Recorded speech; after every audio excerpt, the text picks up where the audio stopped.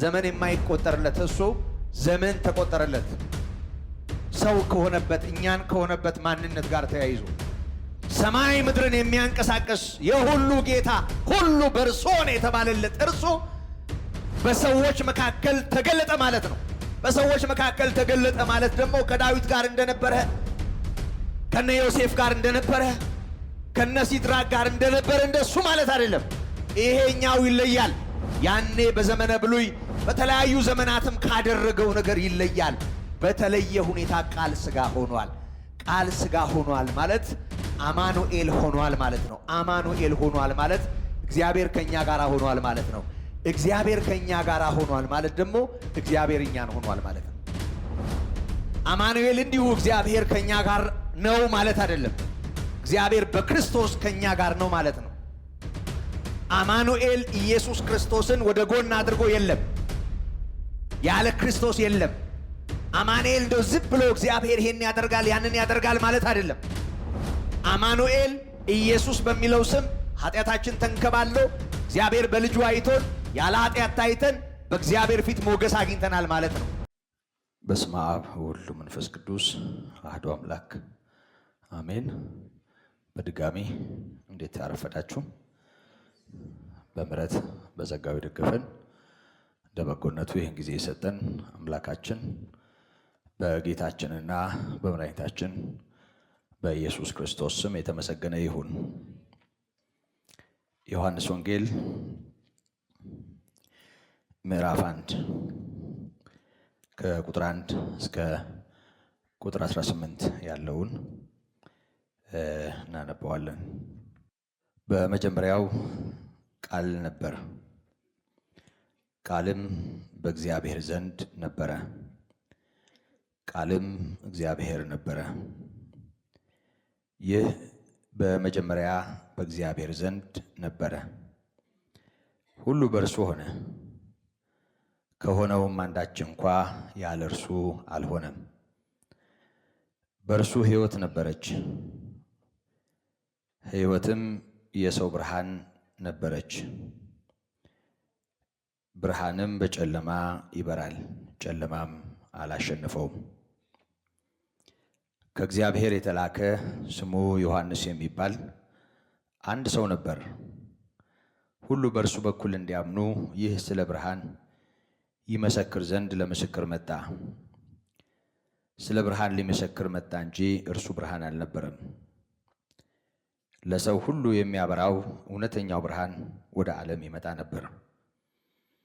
በዓለምም ነበረ፣ ዓለሙም በእርሱ ሆነ፣ ዓለሙም አላወቀውም። የእርሱ ወደ ሆነው መጣ፣ የገዛ ወገኖቹም አልተቀበሉትም። ለተቀበሉት ሁሉ ግን በስሙ ለሚያምኑ ለእነርሱ የእግዚአብሔር ልጆች የሆኑ ዘንድ ሥልጣንን ሰጣቸው። እነርሱም ከእግዚአብሔር ተወለዱ እንጂ ከደም ወይም ከሥጋ ፈቃድ ወይም ከወንድ ፈቃድ አልተወለዱም። ቃልም ሥጋ ሆነ፣ ጸጋንና እውነትን ተመልቶ በእኛ አደረ። አንድ ልጅም በአባቱ ዘንድ እንዳለው ክብር የሆነውን ክብሩን አየን። ዮሐንስ ስለ እርሱ መሰከረ፣ እንዲህም ብሎ ጮኸ፣ ከኔ በኋላ የሚመጣው እርሱ ከኔ በፊት ነበር፣ ከኔም ይልቅ የከበረ ሆኗል። ስለ እርሱ ያልሁት ይህ ነበር። እኛ ሁላችን ከሙላቱ ተቀብለን በጸጋ ላይ ጸጋ ተሰጥቶናልና። ሕግ በሙሴ ተሰጥቶ ነበርና ጸጋና እውነት ግን በኢየሱስ ክርስቶስ ሆነ። መቼም ቢሆን እግዚአብሔርን ያየው አንድስ እንኳ የለም። በአባቱ እቅፍ ያለ አንድ ልጁ እርሱ ተረከው። ቅዱስ አባታችን እግዚአብሔር በሰማያት የምትኖር የሕይወታችን ጌታ የነፍሳችን ጠባቂና እረኛ አባታችን ሆይ አንተን ሰው አያከብርህም፣ ሰው አያብራራህም። አንተ በሰው አትገለጥም፣ በሰው አቅም አትገባም።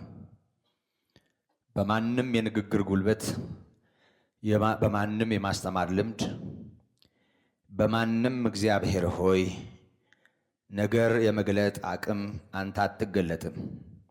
አንተን ያበራና የሚያበራ ሕያው መንፈስህ ነው። እርሱ ያከብረኛል እንዳልክ እንደ ቃልህ ቅዱስ መንፈስህ ያክብርህ።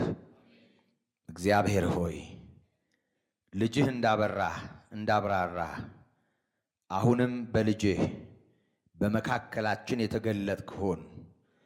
አንተ የምትሰወርበት የማትገባው አንተን ጌታ ሆይ ሳይሰማ የሚወጣ ያንተም ጉዳይ ሳይነካው ሳይሰማው የሚሄድ አንድ ሰው በዚህ ጉባኤ አይሁንብን። ሁሉን በምህረትህ በቃልህ ጉልበት ለሁሉ ባዘጋጀኸው ጸጋ እንድትወርስ ጌታ ሆይ አንተ እንድታስተምር ለአንተ ጊዜውን እንሰጣለን። ደግሞም አባታችን ሆይ እንደ ምህረትህ ብዛት በስውር የሚንቀሳቀሱ ቃል ከሰው ልብ የሚለቅሙ ድንዛዜ የሚሆኑ ምክርህን የሚያጣምሙ የክብርህ ወንጌል በሰው ልብ እንዳያበራ የአንዳንዶችን ልብ ለመያዝ እድል የሚያገኙ የክፋት መንፈሳውያን ሰራዊት ከምንጠራው ስምህ የተነሳ በአንድ ሰው ላይ እንኳ አቅም አይኑራቸው። በስምህ ጉልበት የወደቁ ይሁኑ። ጉባኤው በደምህ የተዋጀ ይሁን። ስምህን አክብር ጌታ ሆይ አስተምረን። እንይህ እናክብርህ፣ እንወቅህ፣ እናስተውልህ። ጸጋ ይብዛልን። በተወደደው በልጅ በኢየሱስ ክርስቶስ ስም አሜን። ባለፈው ሳምንት በነበረን ጊዜ ቁጥር 14ን በተለየ ሁኔታ ነበረ የተመለከትነው። ያው በዚህ ምዕራፍ ብቻም ሳይሆን በዚህ መጽሐፍ የቃል ሥጋ መሆን መሰረታዊ ትምህርት ነው። የመለኮት በሥጋ መገለጥ። ከዚህ የተነሳ ቁጥር 14ን ባለፈው ተመልክተናል። አሁንም ከዚህ ቁጥር ጀምረን ነው የምንመለከተው። ባለፈው ጊዜ በነበረን ትምህርት እንደተካፈልነው ሥጋ የሚለው ቃል እንዲሁ የሰውን ሥጋ ለማለት ብቻ ሳይሆን የሰውን ሁለንተና እንደሚመለከት ቃል ሥጋ ሆነ ማለት ሰው ሆነ ማለት እንደሆነ ተመልክተናል። ይሄም ደግሞ ሰው ሆነ ከማለት ይልቅ ሥጋ ሆነ እንዲል ምክንያት የሆነው በወቅቱ የክርስቶስን ሥጋ መንሳት ወይም ደግሞ ሰው መሆን የማይቀበሉ ኖስቲሶች የሚባሉ ሥጋ መሰለ እንጂ ሥጋ አልሆነም የሚል ትምህርት ያላቸው መናፍቃን ስለነበሩ ይሄን ኑፋቄ ለመቃወም እንዲህ አይነቱ ኑፋቄ የክርስቶስን ትክክለኛ ማንነት የሚሰውር ስለሆነ በትክክለኛ መልኩ ለሰው እንዳይገለጥ የሚያደርግ ስለሆነ ትምህርቱ እንዲሁ ዝም ብሎ የስተት ትምህርት በሚለው ቃል የማይገለጥ አጋንንታዊ ትምህርት ስለነበረ በሚገባ ቋንቋ ሥጋ ክፉ ነው፣ ሥጋ መራባት የለበትም፣ ሥጋ መጥፋት ነው ያለበት፣ ይሄን ሥጋ ጌታ ገንዘብ አድርጓል፣ የራሱ አድርጓል ብሎ መናገር ልክ አይደለም የሚለውን ትምህርት ለመቃወም ቃል ሥጋ ሆነ ጸጋና እውነትን ተመልቶ በእኛ አደረ በማለት የቃልን ሥጋ መሆን በዚህ ቋንቋ ገለጠ እንጂ ሥጋ ሆነ ማለት በሙሉ ማንነት ሰው ሆነ ማለት እንደሆነ ተመልክተናል። በሌላ ቋንቋ ቃል ሥጋ ሆነ የሚለው ቃል በተለዋጭ ዘይቤ የቀረበ ቃል እንደመሆኑ መጠን የተለወጠ አይነት ስሜት እንዳይፈጥርብን ደግሞ ምን ማለት እንደሆነ ከተለያዩ ጌታችን እኛን ከሆነባቸው እውነቶች ጋር የተያያዘውን ጥቅሶች በማንሳት ተመልክተናል። ስለዚህ ቃል ሥጋ ሆነ ማለት ቃል ሰው ሆነ ማለት ነው። ወልድ ሰው ሆነ ማለት ነው። ያ ማለት ውጪው ሰው የሆነ ውስጣዊ አምላክ ማለት አይደለም። መነጣጠል አንችልም። ሰው መሳይ መንፈስ ማለት አይደለም። ነፍስ የሌለው ስጋም ማለትም አይደለም። ብዙ ወደዛ መሄድ ስላልፈለኩ ነው እንጂ በዚህ ዙሪያ ያሉትን ትምህርቶች ከዚህም አልፎ ማንሳት ይቻላል። በጊዜው የመጀመሪያውን የቤተ ክርስቲያን አገልግሎት ያውኩ ከነበሩ ትምህርቶች መካከል የነበረ ትምህርት ስለሆነ ይታወቃል። ወይም ስጋ ቅብ የሆነ አምላክ ነው ማለት አይደለም። በአጠቃላይ በግ የሚመስል ሌላ ማንነት ማለት አይደለም። ስለዚህ እረኛችን እሱ እኛኑ ሆኗል፣ ሰው ሆኗል፣ በእኛ መጠን ተገልጧል። ቃል ስጋ ሆነ የሚለው ቃል ሰው መሆኑን ፍጹም ሰው መሆኑን የሚያረጋግጥ ነው። ከዛ ባሻገር ስጋን በተመለከተ በጣም የተበላሹና ልክ ያልሆኑ ትምህርቶች አሉ። ብዙ ጊዜ ስጋ ሲባል ስጋዊነትን ወይም ደግሞ ከምድራዊነት የተያዙ ሐሳቦችን እንጂ በቁሙ ይሄን ስጋ ማለት አይደለም።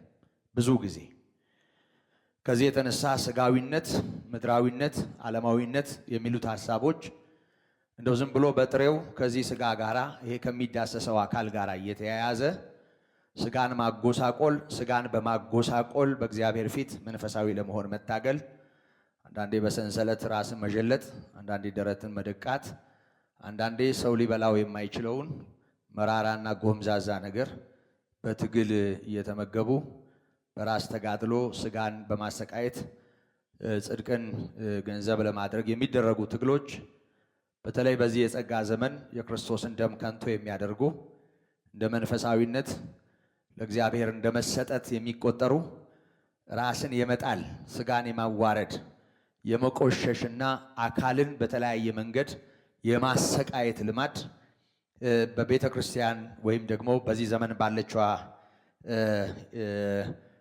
የተለያየ ህብረት ውስጥ ጎልቶ የሚታይ ነው። እንግዲህ ባደግንበትም ባህል ውስጥ ይህንን እናያለን። ከዛ ባሻገር ይሄ በዓለም ያለ በብዙ ሰዎች ያለ ችግር ነው።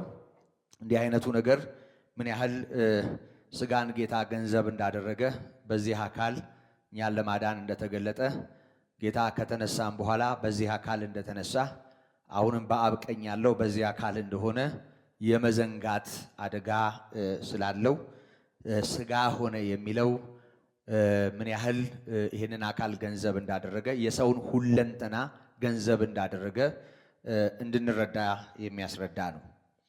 ስለዚህ ሰው ሆነ ማለት ነው የሰውን ሙሉ ማንነት የራሱ አደረገ ማለት ነው። በእኛ መጠን ጌታ ሰው ሆኖ ተገለጠ ማለት ነው እና ይሄን ስጋ ገንዘብ አላደረገም፣ ክርስቶስ በስጋ አልመጣም ብለው የሚያስተምሩ መምህራን ሰይጣናውያን እንደሆኑ ይህም የክርስቶስ ተቃዋሚው መንፈስ እንደሆነ በአንደኛ ዮሐንስ መልእክት ምዕራፍ 4 ቁጥር 2 እና በሁለተኛ ዮሐንስ ቁጥር 7 ላይ ካለው ቃል ተመልክተናል። በጥቅሉ ሰው ሆነ የሚለው ቃል ከኃጢአት በቀር በነገር ሁሉ እኛን መሰለ፣ የእኛን ማንነት ገንዘብ አደረገ፣ በኃጢአተኛ ስጋ ምሳሌ ተገለጠ ማለት ነው። ይህንን በሮሜ ምዕራፍ 8 ቁጥር 3 እና 4 ላይ ከስጋ የተነሳ ለሕግ ስላልተቻለው በኃጢአተኛ ስጋ ምሳሌ በኃጢአት ምክንያት አንድ ልጁን ልኮ አደረገው ይላል። በኃጢአተኛ ስጋ ምሳሌ መጣ እንጂ ኃጢአተኛ አልነበረም። ከኃጢአት በቀር በነገር ሁሉ እንደኛ ነው ሰው የሆነው። በቃ በእኛ መጠን ነው ጌታ የተገለጠው። ስለዚህ ቃል ስጋ ሆነ ማለት ቃል ሰው ሆነ ማለት ነው። ወልድ ሰው ሆነ ማለት ነው። እኛን ሆነ ማለት ነው። ከዚህ ጋራ የምታስታውሱ ሰዎች መልእክቴን ስቋጭ ባለፈው ሳምንት በሰው ባህሪ ተገልጧል። ጌታ በሚያሳዝነው ያዝን ነበር፣ በሚያስቆጣውም ቆጣ ብሏል። ጅራፍ አንስቷል። ታስታውሳላችሁ? ጅራፍ አንስቷል። ደቀ መዛሙርቱንም ሲገስጽ እናየዋለን። ማርቆስ 10:14 ላይ ይሄንን እንመለከታለን። 3 ላይም ይሄንን እናያለን። 3:5 ላይ ከዛ ባሻገር ጌታችን ኢየሱስ ክርስቶስ በሚያስደንቀው ነገር ተደንቋል። በማርቆስ 6:6 ላይ እናያለን። አለማመናቸውን አይቶ አደነቀ ይላል። በቃ ፍጹም የሰውነት ቦታን መያዙና መገረሙን ያሳየናል። ከዛ ባሻገር በእምነትም ሮማዊ በሆነው ሰው መደነቁንም እናያለን። ሉቃስ 7:9 ላይ እንዲህ አይነት እምነት በእስራኤል እንኳ አላየሁም ብሏል። ከዛ ባሻገር ደስም ብሎታል። ደግሞም ተሰቃይቷል። በጣር ራሱን ስለኛ አሳልፎ ሰጥቷል። ጌታችን ኢየሱስ ክርስቶስ ማልቀሱን፣ ጌታችን ኢየሱስ ክርስቶስ መታወኩን፣ ሰው የሚሆነውን ሁሉ መሆኑን ተመልክተናል። ስለዚህ ወደኛ ዓለም ነው የመጣው ማለት ጌታችን ኢየሱስ ክርስቶስ እንደኛ ነው የኖረው ማለት ነው። ስለዚህ በሚያስርበው የተራበ፣ በሚያስጠማው የተጠማ፣ ውሃ የጠየቀ፣ ቁራጭ አሳ የማር ወለላም የጠየቀ፣ ደግሞም እሱ እያገለገለ ደቀ መዛሙርቱ ምግብ ሊገዙለት ሄደው ነበር አይደል? ምግብ ተሸምቶለት ከሰፈር ያው ቂጣ ተገዝቶለት መጣ። የእነሱ ቂጣ ነው የሚበሉት ብዬ ነው። እና እንደዛ ተገዝቶለት የመጣና እንደኔና እንደናንተ የሚበላ ነገር የሚበላ እንደኛ ፍጹም ሰው ሆነ። በእኛ መጠን የተገለጠ ማንነት ነበረው። በተለይ ጌታችን ኢየሱስ ክርስቶስ ስለ ሁላችንም ራሱን አሳልፎ የሰጠበትን፣ ከወንበዴዎች ጋር የተቆጠረበትን፣ ለሞት ተላልፎ የተሰጠበትን እውነት ደግሞ ያው ሰው የመሆኑ እኛን የመሆኑ በሰው መጠን ተገኝቶ በሰው ተገፍቶ በሰው ተጠልቶ በሰው ተፈርዶበት በሰው ተክዶ ከሰዎች ጋር ተቸንክሮ እንደ ማንኛውም ኃጢአተኛ በኃጢአተኞች መካከል እንደ ኃጢአተኛ ተሰቅሎ አይተነዋል። ስለዚህ ኢየሱስ ክርስቶስ እኛን የሆነ ጌታ ነው። በእኛ መጠን የተገለጠ ጌታ ነው። ነግሬያችኋለሁ። አንድ ጊዜ አንዲት ወግደ ክርስትና የመጣች እህት አንድ ኢየሱስን በጌትነቱ የማያውቅ የማያምን እምነት ተከታይ እንደው አታለው ወደ ኋላ ሊመልሳት ብዙ ታግሏልና እንደው ትንሽ አይከብድሽም አለኝ አለች። እንደው ሰው የገደለውን፣ ሰው የሰቀለውን፣ ሰው ያዋረደውን ጌታ ብለሽ እንደው ማመንሽ ትንሽ አይከብድም አለኝ አለች። እና እኔንም የሚደንቀኝ እሱ ነው። ሰው ገዳዩን ጌታ ይላል፣ ሰው አሳዳጁን ያከብራል። ለፍቅር ዋጋ የከፈለውን ጌታ ማለቴ ለእኔም ይገርመኛል። እግዚአብሔር ካላበራለህ አይገባህም እንዳለችው የሰማሁት ምስክርነት አለ የማውቀው። ለማንኛውም ይሄ ጌታ በፍቅር ለፍቅር ራሱን ያዋረደ ሰው የሚሆነውን ሁሉ የሆነ ከኃጢአት በቀር በነገር ሁሉ በእኛ መጠን ስለተገኘ በሰው ሁሉ ላይ የሚሆነው የሆነበትና ኢሳይያስ ምዕራፍ 53 ቁጥር 3 ላይ እንደነገረን የሕማም ሰው ደዌን የሚያውቅ ነው። ቃል ሥጋ ሆነ ማለት ይሄን ማለት ነው ብለናል።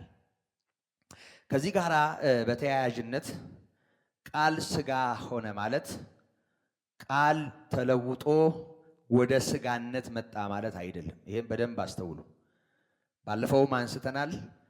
በተለይ ዮሐንስ ራእይ ምዕራፍ 19 ቁጥር 13 ላይ ጌታችን ኢየሱስ ክርስቶስ ተመልሶ ሲመጣ እንኳ በዚህ ስሙ የሚጠራ መሆኑንና ሥጋ የሆነው እሱ እንደገና ቃል መሆኑን እንዳልቀረ የሚያረጋግጥ ነው።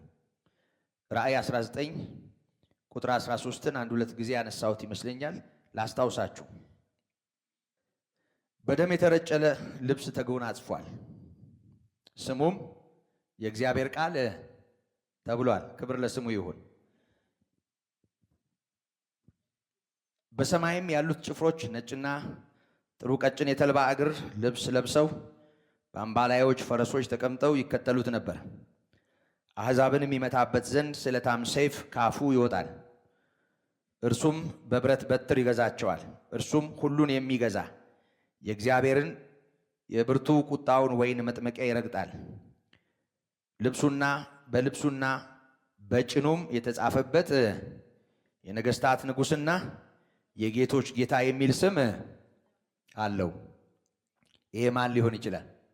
ከእግዚአብሔር ልጅ ከኢየሱስ ውጪ የእግዚአብሔር ቃል ነው። እሱ ያ የታረደው ስለኛ ዋጋ የከፈለው እሱ እንደገና ለፍርድ የሚመጣው ይሄን ለማድረግ የተገባው መሆኑን ለማረጋገጥ በደም የተረጨ ልብስ አለው። ከዛ ባሻገር ደግሞ ከሚያደርገውን ፍርድ ጋር ይያያዛል። ይሄ ለማንኛውም የእግዚአብሔር ቃል ነው። መቼ? በፊትም አሁንም ወደፊትም ተመልሶ ሲመጣ ማን ነው እሱ?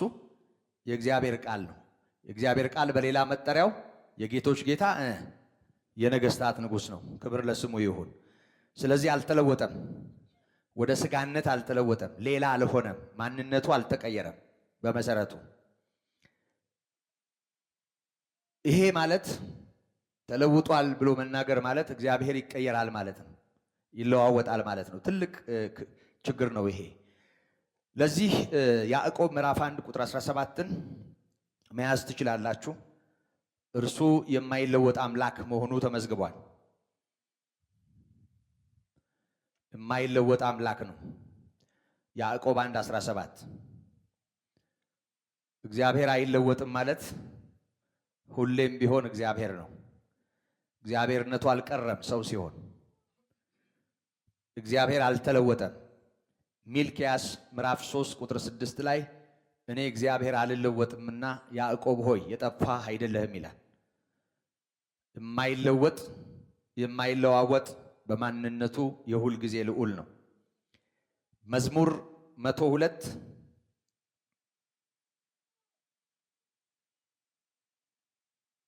ቁጥር 25 እስከ 27 ይህን በዕብራውያን 1 ላይ በድጋሚ እናየዋለን። አንተ ግን አንተ ነህ ይላል። ዘመን ሳይለውጠው በማንነቱ የሚኖር ጌታ መሆኑን እናያለን።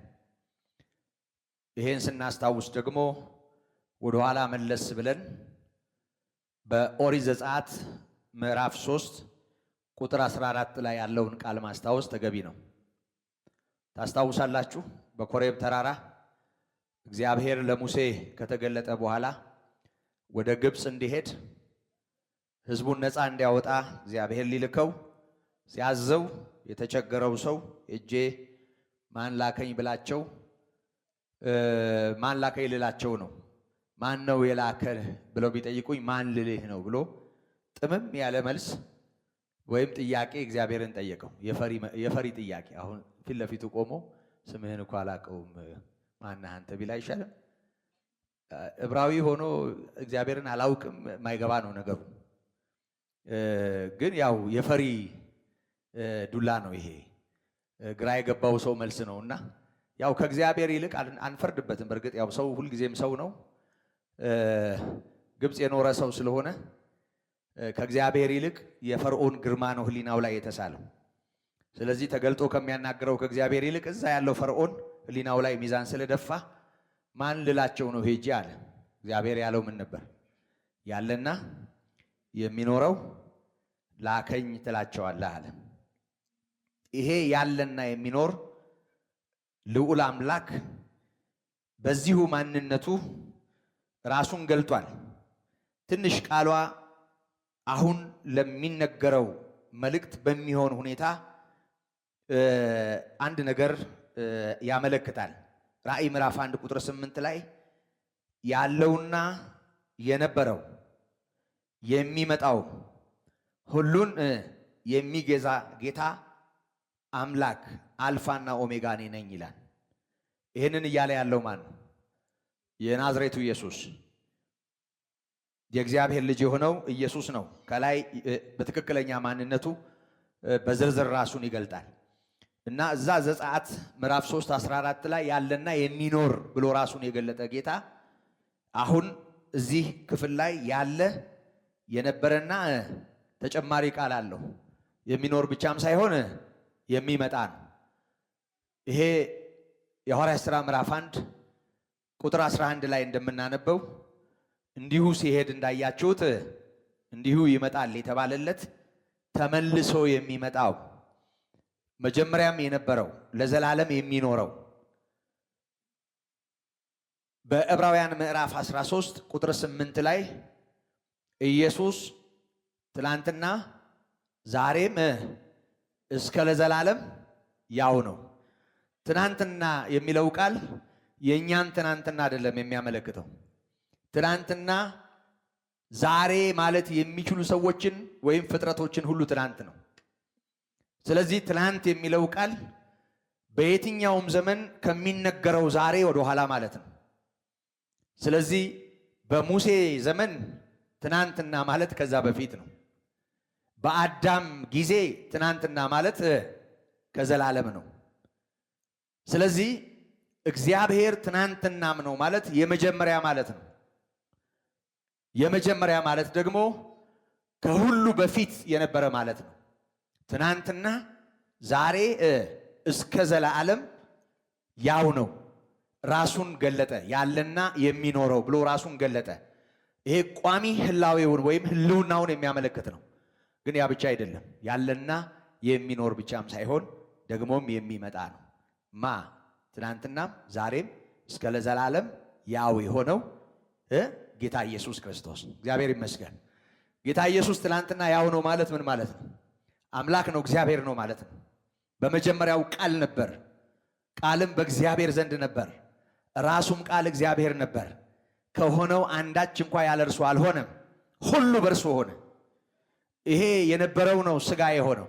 ሥጋ ሲሆን ዘመን ተቆጠረለት። ለተጸነሰበት ጊዜ፣ ለተወለደበት ጊዜ ተቆጠረ። ለተሰቀለበት ጊዜ ተቆጠረ። ይኸው የተወለደበት፣ የተጠመቀበት፣ የተሰቀለበት፣ ያረገበት፣ መንፈስ ቅዱስን የላከበት እያል ከሥጋዊው ጋር የተያያዘ ቀን እንቆጥራለን። ዘመን የማይቆጠርለት እሱ ዘመን ተቆጠረለት።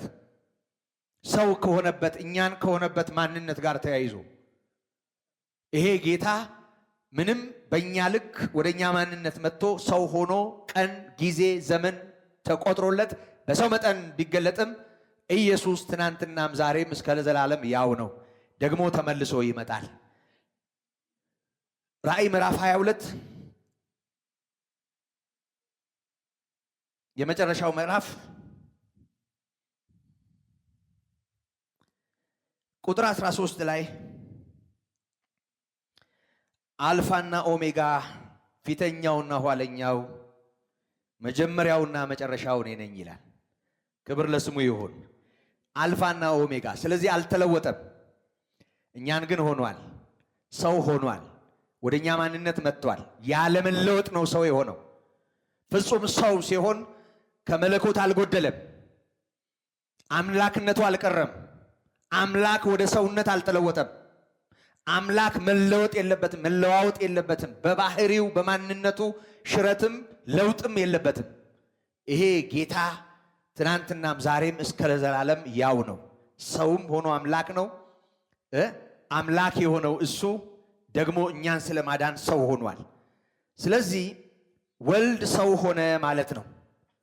አምላክ ሰው ሆነ ማለት ነው። ሆነ የሚለው ቃል ፍጹም እኛን የሆነ በእኛ መጠን የተገለጠ መሆኑን የሚያሳይ ሰውነቱን በምልአት ሰው መሆኑን ፍጹም መሆኑን ማሳየቱ ነው። ስለዚህ ቃል ተለውጦ ሥጋ አልሆነም። መለወጥ የሚባል ነገር ልክ አይደለም። ሥጋን ገንዘብ አደረገ፣ ከእኛ ጋር ተዛመደ፣ በእኛ መጠን መጣ እንጂ ጌታ አልተለወጠም። እንግዲህ ባለፈው ጊዜ ቁጥር 14 ላይ የተመለከትነው ይህንን ነው። አጽንዖት ለመስጠትና በተለይ ከዚህ ሁኔታዎች ጋር አሁን ካነሳሁት ነገር ጋር የተያያዘውን በደንብ እንድናስተውለው ነው ወደኋላ የተመለስኩት። አንድ ጥቅስ ከዕብራውያን ልጥቀስና ወደ ቀጣዩ ሐሳብ ልሄድ፣ ወደ ቀጣዩ መልእክት።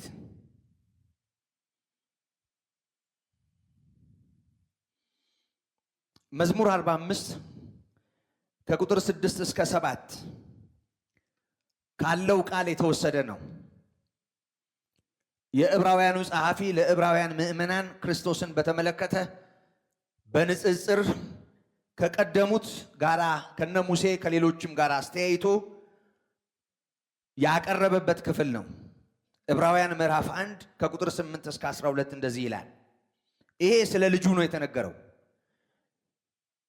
የዕብራውያኑ ጸሐፊ ይህንን ይተረጉማል።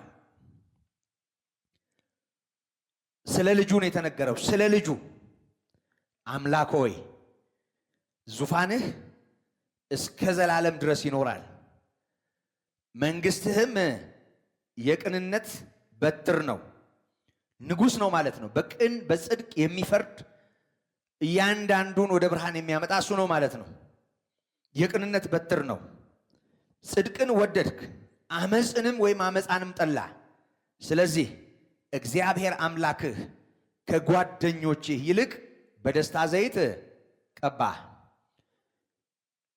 እግዚአብሔር አምላክህ ለሥጋ ገንዘብ ላደረገው አካል ራሱ አምላክ ነው። ለቀዳማዊነቱ ወይም ደግሞ ቀድሞ ከእግዚአብሔር ጋር ለነበረው አሁንም ላለውና ለሚኖረው ማንነቱ ቁጥር 8 ላይ ስለ ልጁ አምላክ ሆይ ዙፋንህ ለዘላለም ይኖራል አለ።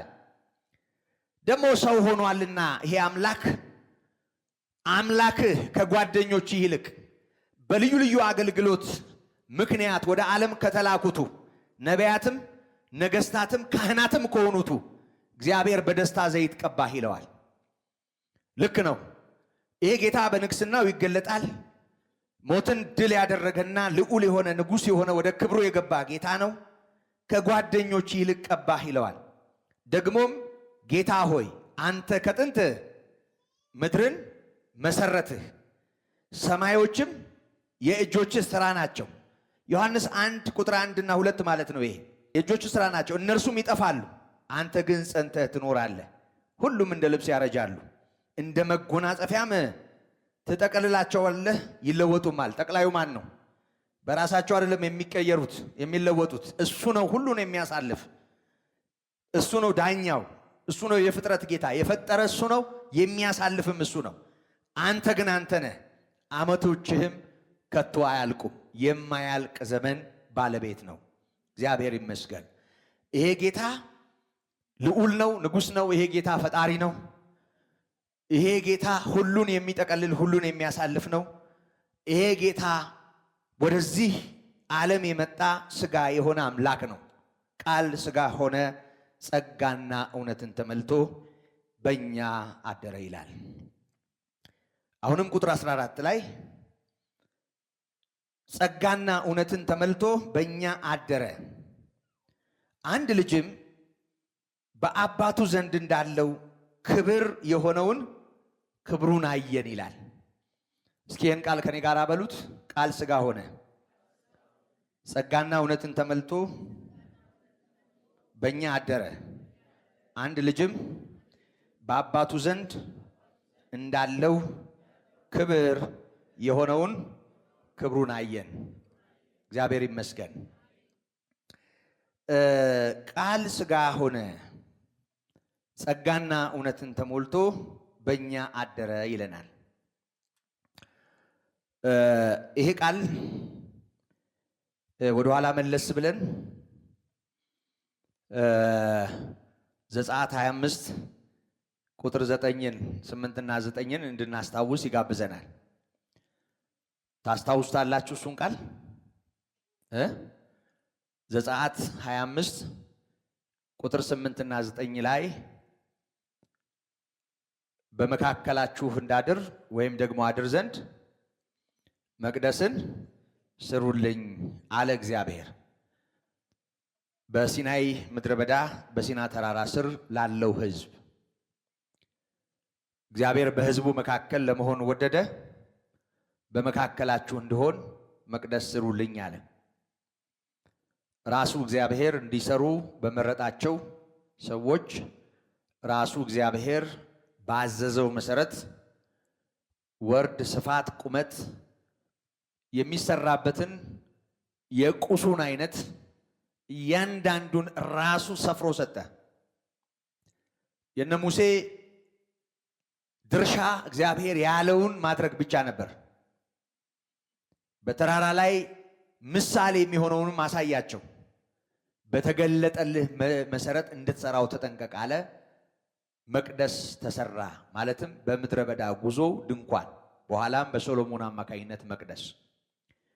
የመቅደሱ በመካከላቸው መሰራት ሰማይ ዙፋኑ፣ ምድር የእግሮቹ መረገጫ የሆነለትን አምላክ በድንኳን ለመወሰን እግዚአብሔር መዋያውና ማደሪያው እነሱ የሰሩለት ድንኳን እንዲሆን ሳይሆን በመካከላቸው መገኘቱን የሚታየውን በማየት የሚያውቁ ሰዎች እንዲያውቁና እግዚአብሔር በመካከላቸው የተፈራ የተከበረ ሆኖ እንዲመለክ እግዚአብሔር በመካከላቸው እንዲህ ባለ ሁኔታ ለመኖር መወሰኑን አረጋገጠ።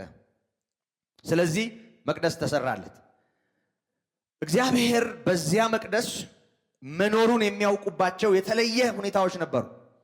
ደመና በቅድስተ ቅዱሳኑ በላይኛው ክፍል እስከ ሰማይ ድረስ ተገትሮ ሲቆም እግዚአብሔር እንደመጣ ሕዝብ ሁሉ ያውቃል። ከዚህ የተነሳ በተገቢው ሁኔታ ራሳቸውን አዘጋጅተው እነ ሙሴ ለአገልግሎት ይቀርባሉ። በእንዲህ አይነት ሁኔታ እግዚአብሔር ማደሪያ እንዲኖረውና ሰው በዛ ሁኔታ እንዲያውቁትና በተወሰነው የአምልኮ ስፍራ እግዚአብሔርን እንዲያመልኩ ሆነ። ስለዚህ እግዚአብሔር በመካከላቸው እንዲያድር መቅደስ ተሰራ። አሁን ወዳለንበት ኪዳን ስንመጣ ግን አሁንም እግዚአብሔር በመካከላችን ነው። አሁንም እግዚአብሔር በመካከላችን ለመሆን መቅደስ አዘጋጅቷል። ይሄንን ቅድም ያነሳነውን አንድ ጥቅስ ላስታውሳችሁ። ማቴዎስ ምዕራፍ 1 ቁጥር 20 ጀምሮ ያለውን ማንበብ እንችላለን። ጌታ ኢየሱስ ክርስቶስ በድንግል ማርያም ማህፀን ካደረ በኋላ የእርሷን መጽነስ በማየት ግራ የተጋባው ዮሴፍ ትቷት ለመሄድ ሲያመነታ ግራ ሲጋባ እግዚአብሔር ጣልቃ ገባ። እግዚአብሔር የላከው ተናገረው በሕልም በራእይ። በእርሷ የተጸነሰው ከመንፈስ ቅዱስ ነውና እጮኛህ ማርያምን ለመውሰድ አትፍራ አለው። ልቡን አሳረፈው። ቀጠል አደረገና ከእርሷ የሚወለደው ወንድ ልጅ እንደሆነ ስሙንም ኢየሱስ እንደሚለው ሕዝብንም ከኃጢአታቸው እንደሚያድን ተናገረ። ይሄም ደግሞ በነቢዩ በኢሳይያስ 7:14 ላይ ያለ ትንቢት ነው። ድንግል ጸንሳ ለመውለዷ ያም ደግሞ አማኑኤል ተብሎ ለመጠራቱ ምክንያት እንደሚሆን የተነገረው ትንቢት ፍጻሜ እንደሆነ ተናገረ። ስለዚህ ድንግል ጸነሰች፣ ወንድ ልጅም ወለደች። ስሙንም ማን ብላ ጠራችው? አማኑኤል። ወይም ደግሞ አማኑኤል በመሰረቱ በዚያን ጊዜ እሷ ያወጣችው ስም ሳይሆን ቀድሞ በኢሳይያስ የተነገረ ነው። አማኑኤል ሆኖ ተገለጠ። ምን ማለት ነው? እንደው ዝም ብሎ እግዚአብሔር በመካከላችን በረድኤት ተገኘ ማለት አይደለም።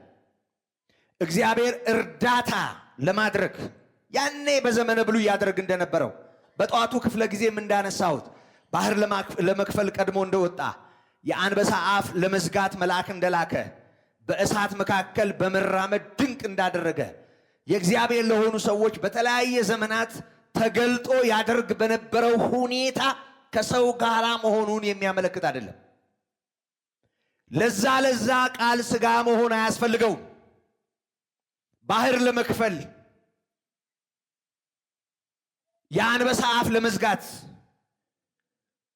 በተለያየ ዘመናት የተነሱ አላውያን የሆኑ ነገስታትን ድል ለማድረግ እግዚአብሔር ሥጋ መሆን አላስፈልገውም። ቃል ሥጋ መሆን አላስፈልገውም። ከዚህ እጅግ ለላቀ ጉዳይ ቃል ሥጋ ሆኗል።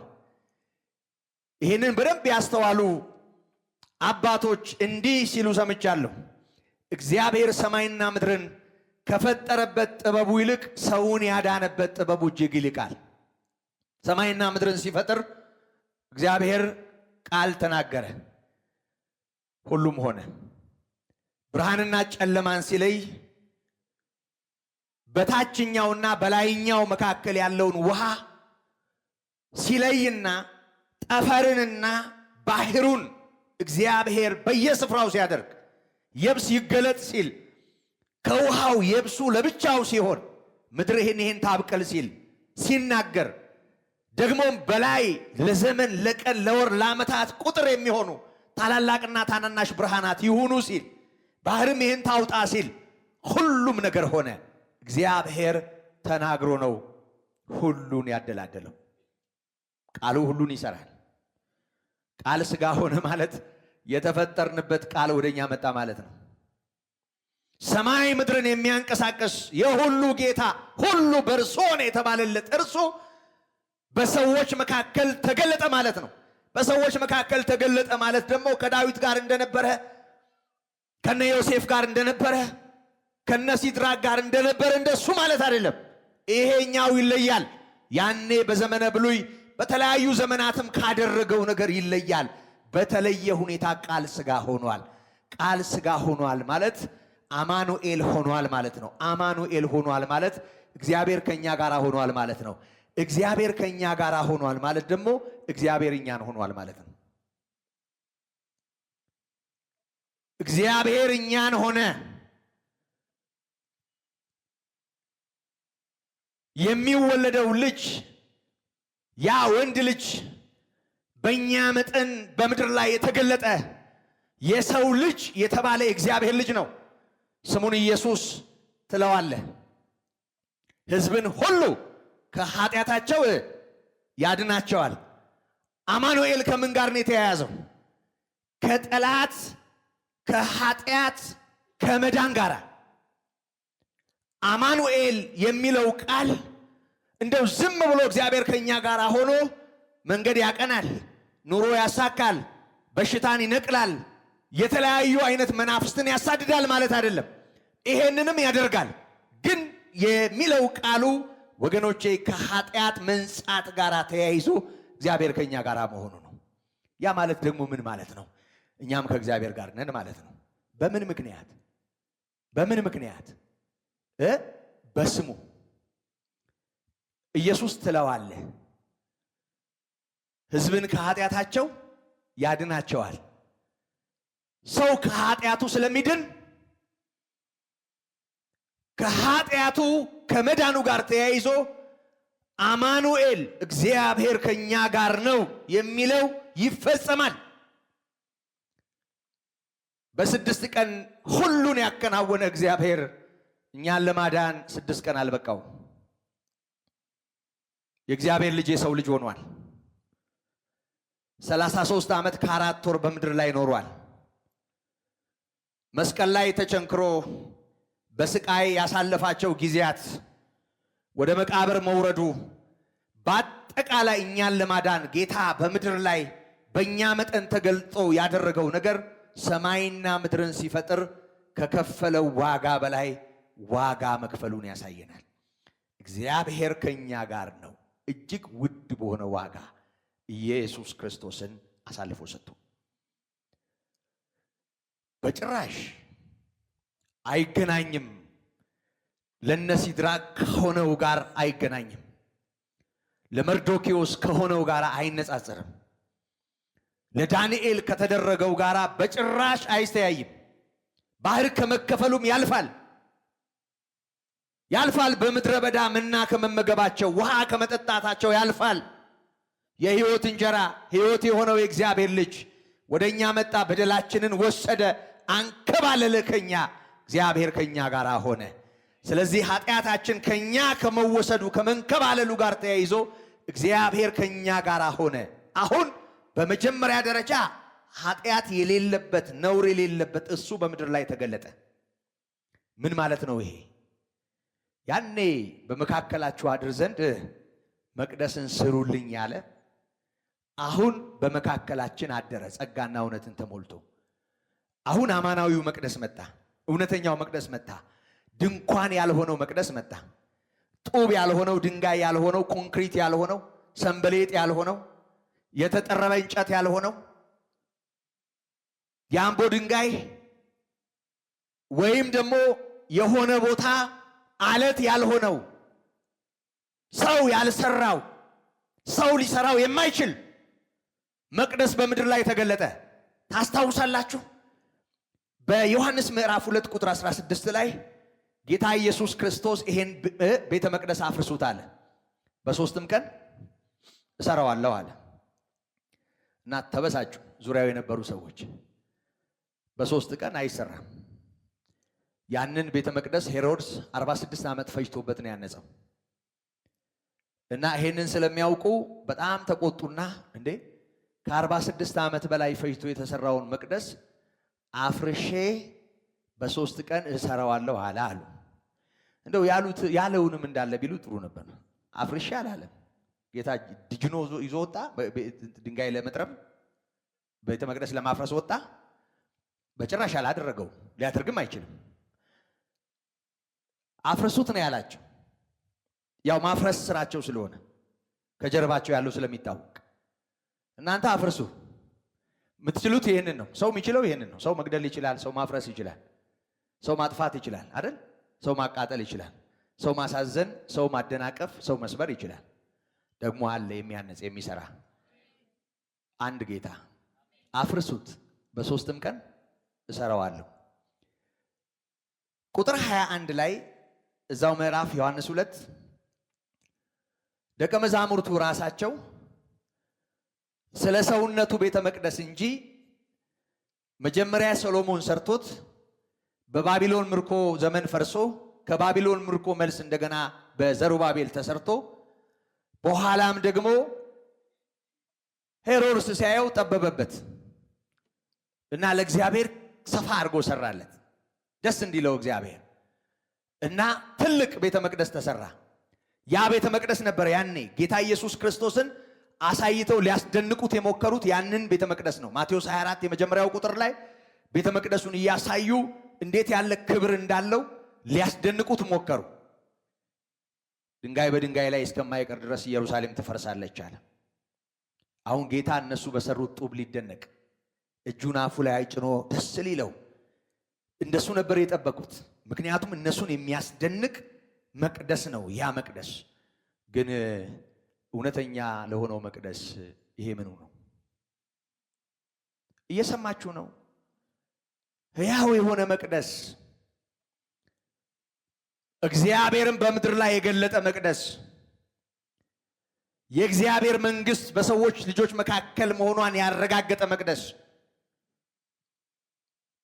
እነሱ ቢያፈርሱትም በ3 ቀን እንደገና የተሰራ ወይም ሞትን ድል አድርጎ የተነሳ መቅደስ ሰውነቱ ነው። የመጀመሪያው በምድር ላይ የተገለጠ እግዚአብሔርን በመካከላችን ያደረገ መቅደስ ነው እሱ። ስለዚህ አሁን አማኑኤል በኢየሱስ ክርስቶስ በኩል ነው ማለት ነው። አማኑኤል ያለ ኢየሱስ ክርስቶስ የለም ማለት ነው። አማኑኤል እንዲሁ እግዚአብሔር ከኛ ጋር ነው ማለት አይደለም። እግዚአብሔር በክርስቶስ ከኛ ጋር ነው ማለት ነው። አማኑኤል ኢየሱስ ክርስቶስን ወደ ጎን አድርጎ የለም፣ ያለ ክርስቶስ የለም። አማኑኤል እንደው ዝም ብሎ እግዚአብሔር ይሄን ያደርጋል ያንን ያደርጋል ማለት አይደለም። አማኑኤል ኢየሱስ በሚለው ስም ኃጢአታችን ተንከባሎ እግዚአብሔር በልጁ አይቶን ያለ ኃጢአት ታይተን በእግዚአብሔር ፊት ሞገስ አግኝተናል ማለት ነው። ስለዚህ እግዚአብሔር ከኛ ጋር ሆኗል ማለት ብቻ አይደለም፣ በክርስቶስ ምክንያት እኛም ከእግዚአብሔር ጋር ሆነናል። ይህንን ነው የሚያሳየን። ይሄ ደግሞ ጌታችን ኢየሱስ ክርስቶስን አማኑኤል እግዚአብሔር ከኛ ጋር ነው የሚለው ተፈጽሞ እግዚአብሔር ከእርሱ ጋር ነው እንድንል ብቻ የሆነ ሳይሆን እግዚአብሔር በእኛም ለማደሩ፣ እግዚአብሔር በእኛም ለመኖሩ፣ እግዚአብሔር ከእኛም ጋር ለመሆኑ ምክንያት ነው። ማቴዎስ ምዕራፍ 1 ቁጥር 21 ከኃጢአት መንጻት ጋር የተያዘውን በደንብ ያዙትና ከዚህ ጋር ተያይዞ 2 ወይም 3 ጥቅሶችን ላስታውሳችሁ። ጸጋና እውነትን ተሞልቶ በእኛ አደረ አይደለም የሚለው እየሰማችሁ ነው። አንደኛ ጴጥሮስ ምዕራፍ 2ን አነበዋለሁ። መቼም ስለ ድንጋይ እያወራሁ ጴጥሮስን ሳላነሳ አልቀርም ብዬ ስሙ ራሱ እኮ ድንጋይ ነው አይደል? እየሰደብኩ እንዳይመስላችሁ። ምክንያቱም ራሱ ጌታ ኢየሱስ የእንቅፋት ድንጋይ ተብሎ የለም፣ የማሰናከያ አለት ተብሏል።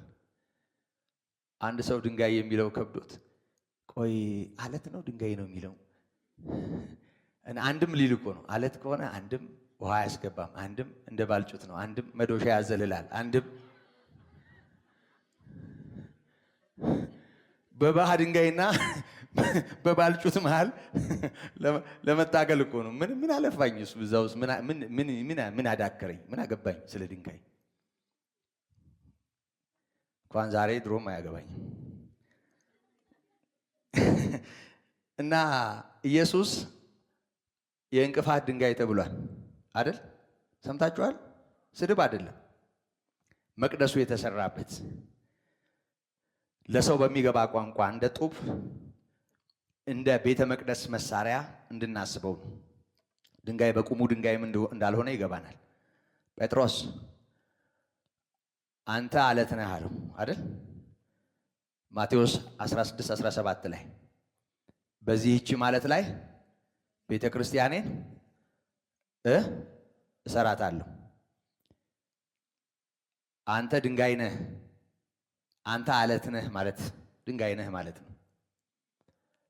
ጴጥሮስ በግሪክ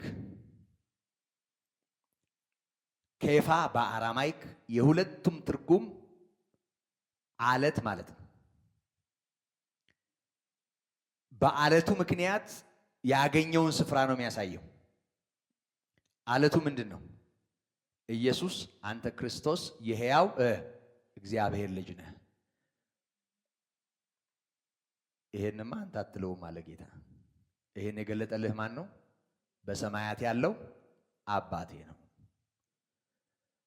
በሰማያት ያለው የኢየሱስ ክርስቶስ አባት ለቅዱስ ጴጥሮስ አበራለትና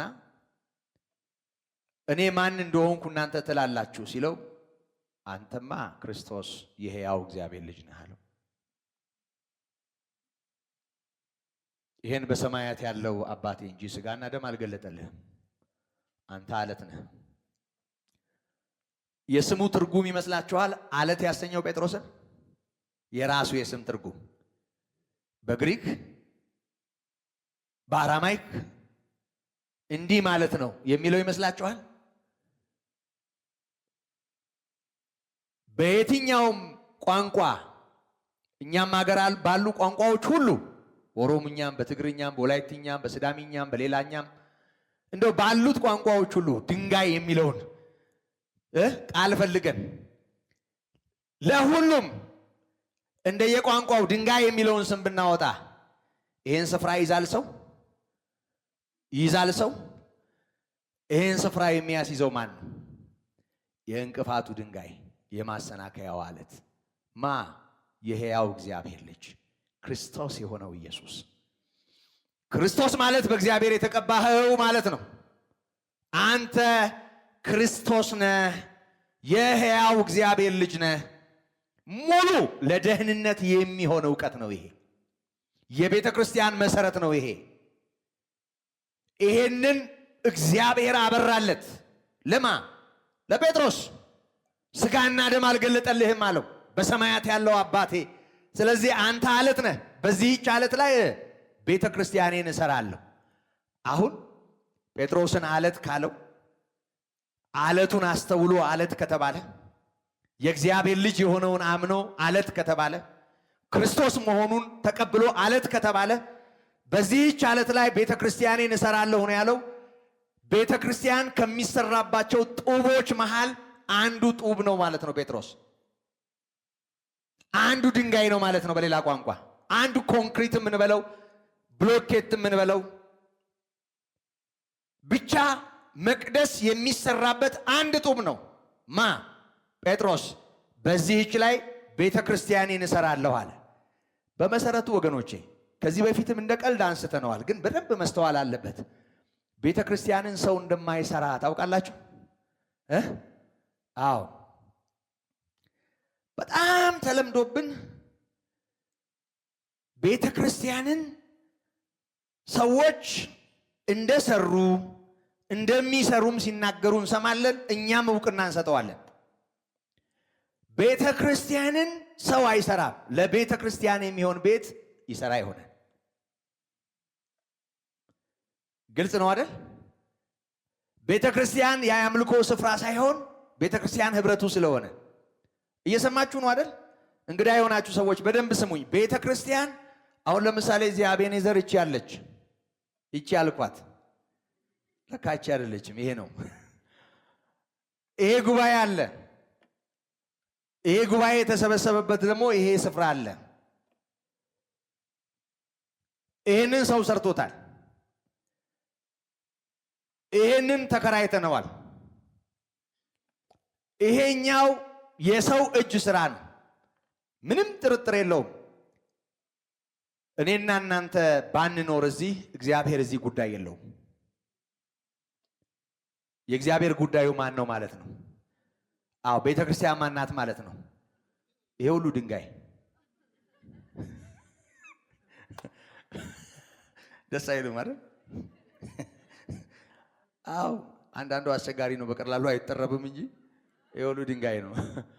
መሮም ያጣመማል፣ ፋስ የሚሰብር። እግዚአብሔር እኮ ጠረባ ላይ ነው ያለው። ዝም ብሎ መሰለህ እዚህ ያው በመንፈስ አብረን እየተሰራን እያረገ በየዕለቱ የሆነ ነገር እያስጣለ እየጠራረበ እየቀረጸ ቅዱስ ቤተ መቅደስ ለመሆን እያደገን ነው። እና እድገቱ የት ነው የሚደርሰው? ወደዛ ፍጹም ሙላት እግዚአብሔር መቼ እንደሚሞላ ያውቃል። ያቺ የመጨረሻዋ ጡብ ተጠርባ እዛች ላይ ግጥም ስትል ጌታ ኢየሱስ ይመጣል። ያለፊት መጨማደድ ከነ ሊጧ መቼም ሊወስድ አይመጣም አይደል? ሙሽራይትን አይደል? አዎ ሙሽራ የምትጠብቅ ሙሽራይት ሙሉ አዳሯን ጸጉር ቤት ናት አይደል? የዛን ቀን የምትጋግር ይመስላችኋል? የምትወጠውጥ ይመስላችኋል? ይኖሩ ይሆናል። አይጠበቅም። ለማንኛውም ሙሽራው በሚመጣበት ዕለት ዋና ስራዋ በደንብ መዘጋጀት ነው። ከጸጉር አንስቶ እስከ ጥፍር ሌሊቱን ሙሉ እና ሙሽራን እግዚአብሔር ብቻ አይደለም የሚፈጥራት የሚል እምነት አለኝ እኔ።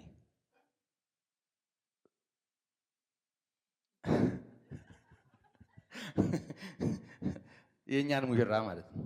እዚህ ምድር ላይ እግዚአብሔር ብቻ ነው የሚፈጥራት፣ ሌላም ፈጣሪ አላት። ሌላ ፍጥረት እስኪመስሉ ድረስ ከላይ እስከ ታች ድረስ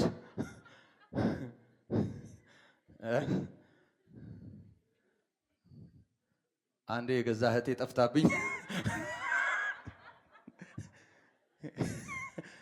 ሚዜ ናት አልተባሉም እንዴት አለች እያልኩኝ ፊት ያፍጣለች።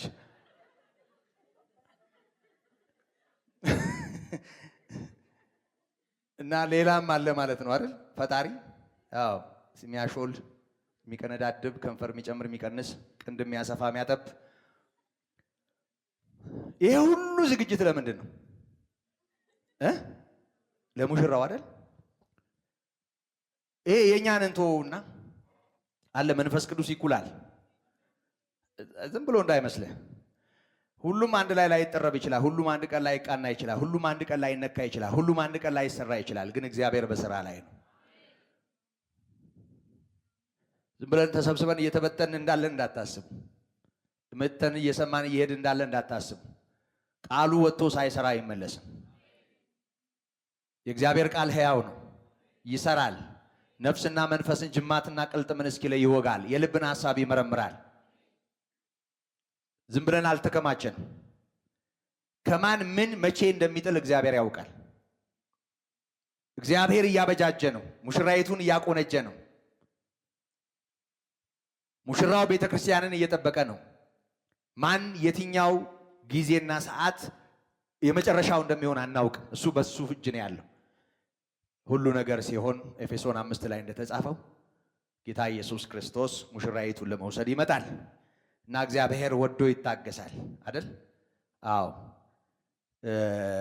ይሄንን ማስተዋል ይኖርብናል ወገኖቼ። ልመለስ። በሰው ወደ ተጣለ በእግዚአብሔር ዘንድ ግን ወደ ተመረጠና ክቡር ወደ ሆነው ወደ ሕያው ድንጋይ ወደ እርሱ እየቀረባችሁ እናንተ ደግሞ እንደ ሕያዋን ድንጋዮች ሆናችሁ ወደ ማን እየቀረባችሁ? ክቡር ወደ ሆነው ድንጋይ፣ ሕያው ወደ ሆነው ድንጋይ፣ እውነተኛ ወደ ሆነው መቅደስ ወደ እርሱ እየቀረባችሁ። መቅረብ ማለት ደግሞ እንጨት ሆነ አይደለም የምትጠጋው፣ ጭራሮ ሆነ አይደለም አብረህ የምትሆነው። ዝም ብለህ ተጠግተህ ከድንጋዩ ጋራ ከአለቱ ጋራ ሌላ ቅራቅንቦ ሆነ ቆመህ አይደለም የምትጠጋው። እናንተ ደግሞ እንደ ሕያዋን ድንጋዮች ሆናችሁ በኢየሱስ ክርስቶስ ለእግዚአብሔር ደስ የሚያሰኝ መንፈሳዊ መስዋዕትን ታቀርቡ ዘንድ ቅዱሳን ካህናት እንድትሆኑ መንፈሳዊ ቤት ለመሆን ስሩ፣ ተሰሩ ነው። እስኪ ይህን ቃል በደንብ በሉት። መንፈሳዊ ቤት ለመሆን ተሰሩ። ሰው የሚበጅ የሚስተካከል የሚሰራ ነው። ቤተ ክርስቲያንን የሚሰራው ራሱ ነው። ወደሱ ያልተጠጋ አይሰራም። ወደሱ እየተጠጋችሁ ነው የሚለው። እርሱ ነው የሚያበጅህ፣ እሱ ነው የሚያቀና፣ እሱ ነው የሚለውጥህ። ወደ እርሱ የቀረበ ነው የሚስተካከለው። መንፈሳዊ ቤት ለመሆን ተሰሩ። እኛ ተሰሪዎች ነን፣ ሰሪዎች አይደለንም።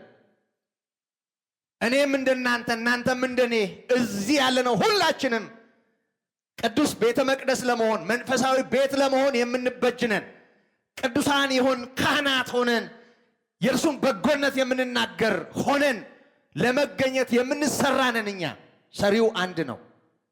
ሰሪውም ነው ደግሞ የቤተ ክርስቲያን ባለቤት። ቤተ ክርስቲያኔን እሰራታለሁ ነው ያለው።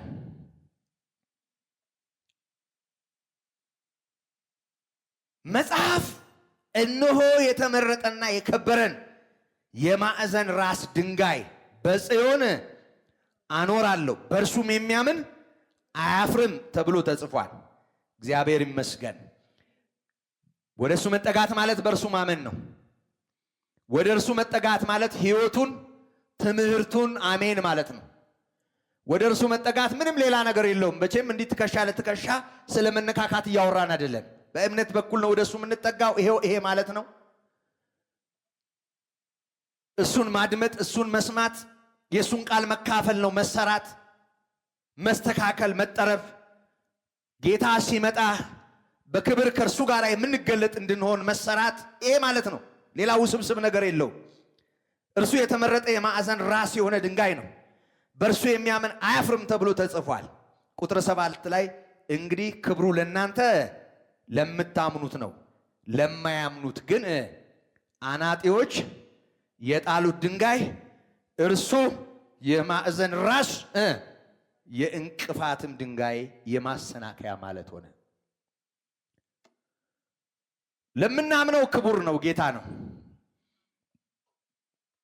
እኛም ጭምር አብረነው ሆነን እግዚአብሔር በእርሱ እንደተገለጠ እግዚአብሔር በእኛም ሆኖ ከእኛ ጋር ሆኖ እርሱ በእኛ መካከል እንደ አባት እንደ አምላክ እንደ ማንነቱ መጠን እንዲኖር የሚያስችል መቅደስ ሆነን እንገኛለን። ይሄ ደግሞ እሱን በማመን እሱን በመስማት ከእርሱ ጋር በመስማማት የሚገኝ ነው። እንግዲህ ክብሩ ለእናንተ ለምታምኑት ነው።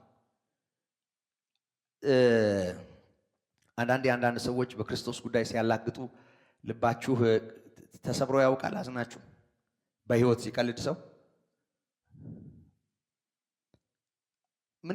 ምንም ጠብ ሳይልለት አንዳንድ ሰው እናያለን። ምንም አንተን የሚያናውጥህ አያናውጠው። እንደሱ አይሁንብን። እግዚአብሔር ምሕረቱን ያብዛልን። ይቅርታ አድርጉልኝ። ምሳሌ ምናልባት በጣም ዝቅ ካለ ታዝባችሁ ታውቃላችሁ? ሙክክ ብሎ የበሰለ ባቄላ መሃል ጠጠር ይሁን ባቄላ ማንነቱ ያለየ ገጥሟቸው ያውቃል? ነው ባቄላ አትበሉ። ያው አሾቅ ፈጅተን ነው እዚህ የደረስነው ብዬ ነው ይመስለኛል አይደል? ገጥሟቸው ያውቃል? ውሃ ውስጥ የገባ የማይመስል ያውም ባልጩት ድንጋይ የሚመስል ጥርስ የሚሰበር ፍንጥር የሚል የድንጋይ ያህል ጠንካራ የሆነ ባቄላ አለ። በጣም ይገርመኛል እሱ ባቄላ።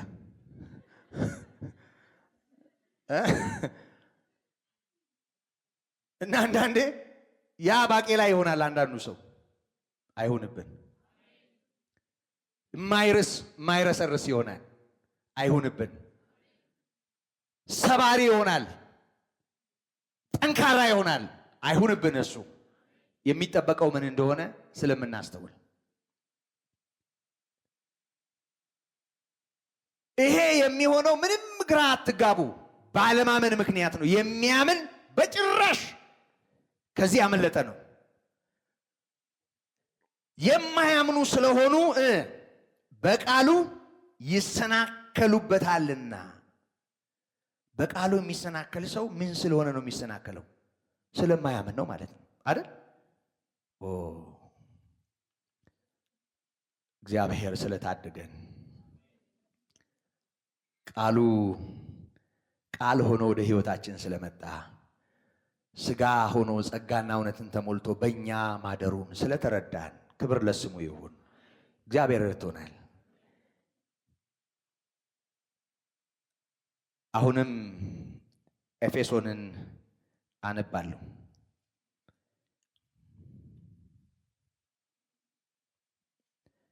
ሁለት ዝነኛ ጥቅስ ነው ታውቃላችሁ።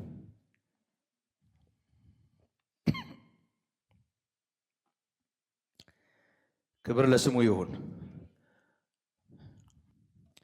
በሐዋርያትና በነቢያት መሰረት ላይ ታነጻችኋል። ሙሉን አንብቡት። በጌታ ፍቅር ልጋብዛችሁ። በሐዋርያትና በነቢያት መሰረት ላይ ታነጻችኋል። የማዕዘኑም ራስ ድንጋይ ክርስቶስ ኢየሱስ ነው። ድንጋዩ ማን ነው? የማዕዘኑም ራስ የሆነው ድንጋይ ማን ነው? አዎ ኢየሱስ ክርስቶስ ነው። በእርሱም ሕንፃ ሁሉ እየተጋጠመ በጌታ ቅዱስ ቤተ መቅደስ እንዲሆን ያድጋል። ቁጥር 22 በእርሱም እናንተ ደግሞ ለእግዚአብሔር መኖሪያ ለመሆን በመንፈስ አብራችሁ ትሰራላችሁ። እግዚአብሔር ይመስገን። አሁን እግዚአብሔር በመንፈስ አብረን እንድንሰራ እንድንስተካከል አብረን እንዲተገጣጥመን እንድናድግ ነው የሰበሰበን ማለት ነው። ግልጽ ነው አይደል? እና ጸጋና እውነትን ተሞልቶ በእኛ አደረ። እግዚአብሔር ይመስገን። በእኛ መካከል እንዲኖር ያደረገው ጸጋና የእግዚአብሔር እውነት ነው። ስለዚህ ጸጋና እውነትን ተሞልቶ በእኛ አደረ። ይህንን ሉቃስ 1 ቁጥር 28 ላይ ታስታውሳላችሁ። ቅዱስ ገብርኤል ወደ ድንግል ማርያም ሲመጣ ሰላምታው ትዝ ይላችኋል። ጸጋ የሞላብሽ ሆይ ደስ ይበልሽ፣ ጌታ ከአንቺ ጋር ነው። በእግዚአብሔር ፊት ሞገስ አግኝተሻልና አትፍሪ ያለ አይደል? ጌታ ከአንቺ ጋር ነው። ጸጋ የሞላብሽ ምን ማለት ነው? ጸጋ የሞላብሽ ጸጋ ምንድን ነው? ጸጋ ስጦታ ነው። ጸጋ ከሰጪው ጋር የሚገናኝ ስጦታ ነው። ጸጋ የሞላብሽ ሆይ ደስ ይበልሽ፣ ጌታ ከአንቺ ጋር ነው። አንቺ ከሴቶች ረሳችሁት እንዴ? ነው አይባልም? ስነ ስርዓት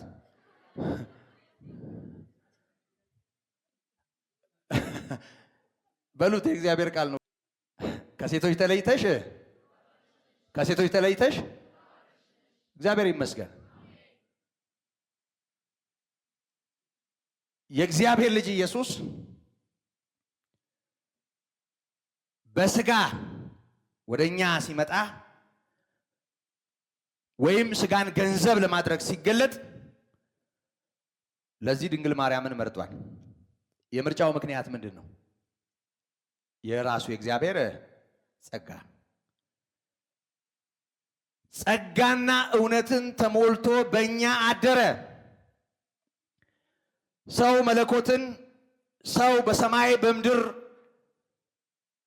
የማይወሰነውን ልዑል ለመሸከም ለማስተናገድ የሚችልበት ማንነት የለውም። ግን ብርቱ የሆነ እርሱ በእኔ ታላቅ ሥራ አድርጓል አለች። ይሄ ብርቱ፣ ይሄ ልዑል፣ ይሄ አሸናፊ አስገራሚ ነገር አደረገ። ስለዚህ ጸጋና እውነትን ተሞልቶ በእኛ አደረ ሲል በመካከላችን አደረ ማለት ሳይሆን እኛን ሆነ። ከድንግል ማርያም በተካፈለው አካል ፍጹም ሰው ሆነ። ጸጋና እውነትን ተሞልቶ በእኛ አደረ። ክብር ለስሙ ይሁን። ስለዚህ ወገኖቼ አምላካችን የሁሉ ፈጣሪ የሆነ ሥጋ የሆነው ቃል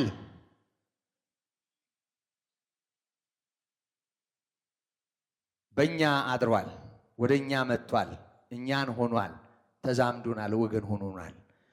በደላችንን ይቅር ብለዋል፣ ይሄ ብርቱ ጌታ ድንቅ አድርጓል። እግዚአብሔር ይመስገን። ክብርና ምስጋና ለስሙ ይሁን። ስለዚህ ቃል ሥጋ ሆነ ብቻ ብለን አናቆምም። ጸጋና እውነትን ተሞልቶ የሁላችሁ ሁልጊዜ ስለ ወልድ የሚነገረው ነገር ሁሉ በእኛ ምክንያት የሆነ መሆኑን እንዳረሰ። ቃል ሥጋ ሲሆን ምንድነው ምክንያቱ?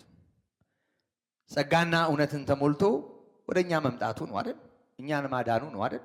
በእኛ መጠን መገለጡ ነው። እና አስገራሚ ነገር ነው እግዚአብሔር ያደረገው። እና ይሄ የጸጋ ሁሉ ባለቤት አምላካችን በአስገራሚ ምሕረት በሚያስደንቅ ሁኔታ ጸጋና እውነትን ተሞልቶ በእኛ አደረ።